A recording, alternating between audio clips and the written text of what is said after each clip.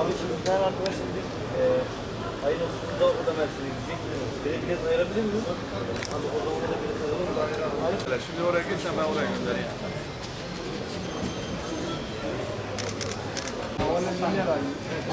Abi sen 2 tane cakal bırak yaz.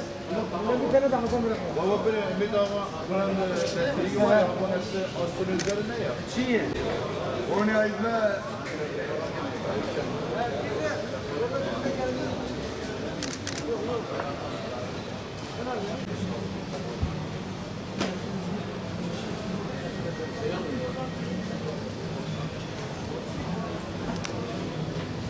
Hayırlı günler. Tokat aracınız var mı? Her gün akşam saat 20.30'da araçlarımız.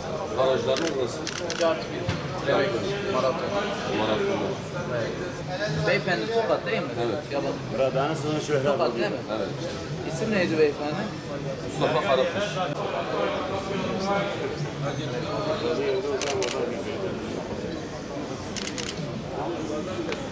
Hatay, Dörtyol, İskender. Sağ olun. Dörtyola, Hatay'a, Dörtyola. Adana, Mersin'de. Bayram dolayısıyla biraz yoğun taraf şu anda var. Ama genelde bayramdan önce İstanbul'dan, batıdan bu tarafa doğru yoğun oluyor. Bayramdan sonra da Urfa'dan batıya doğru yoğunluk oluyor. Ona göre biz ek sefere düzenliyoruz. Vatandaşımız mağdur olmasın diye, yolcumuz perişan olmasın diye.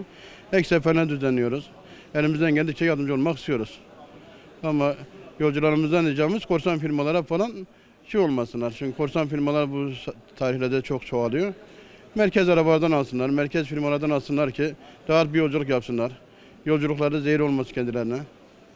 Şu anda yoğun, gelişler hepsi dolu. Bütün full dolu.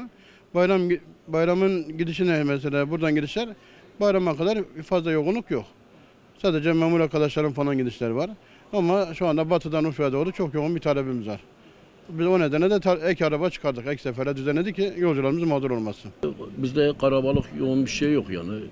Bizim karabalığımız bayramdan sonra olur. Şimdi şu an gelişlerde karabalık olur yani. Gelişler var. Gidişlerde bizde karabalık yok yalnız. Gidişler bayramdan sonra, bizimkiler bayramdan sonra kalabalık olur. Şimdi bayram öncesi gelişlerde kalabalık oluyor. Bizimki de bayramdan sonra kalabalık olur yani. Arabalarda yer olmaz artık. Ayın 1'i bayram, 4'ünde bayram bitiyor. 4'ünden sonra ta ayın 20'sine kadar listeler dolu. Yolcu var yani buradan gidiş olarak. Buradan gidiş var. Evet, evet. Dönüşlerde yok. Dönüşlerde ayın 23'ünde başlayacak ta ayın 1'ine kadar. Arefe gününe kadar. Yükselme var yani yolcu şu an var. Evet. Şimdi geçen Ramazan bayramı biliyorsunuz okulların kapanması artı Ramazan'ın gelmesiyle birlikte yani iç turizmde fazla bir canlılık görmedik. Ama bu bayram hem 10 günlük bir tatilin verilmesi artı okulların açılmasının yakın olması talebi daha fazla bir şekilde yoğunlaştırıyor. Şu andaki beklentimiz çok yüksek. Diğer zamanlarda karşıdan gelişler vardı. Batıdan doğuya geliş vardı bayramlaşmak için. Ama bu defa örnek diyorum batıdan doğuya gelip de burada tatilini yapanlar tekrar geriye dönüş yapacaklar. Bu da yani talebi iki yönde bizim açımızdan ve diğer firmalar açısından yüksek seviyede tutuyor yani.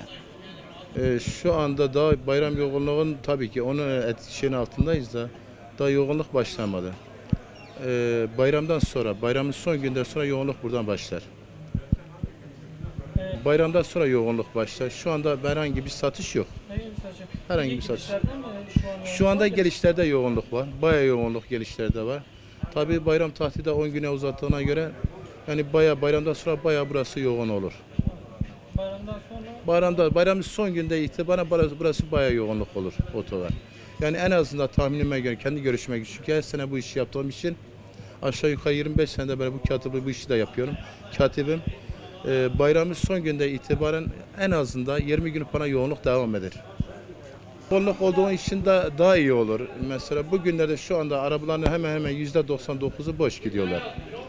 Yani ben kendi kontenjanım her serviste mesela Marmaris kontenjanı olsun, İstanbul kontenjanı olsun, Antalya kontenjanı olsun. Şu anda kontenjanımı dolduramıyorum ben. 4 kontenjanım var, 4'ünü dolduramıyorum ben. Yani bayağı yolcu düşmüş. Tek yani şu anda bizim yoğunluğumuz bayramdan sonra başlar. Evet amacımız odur zaten.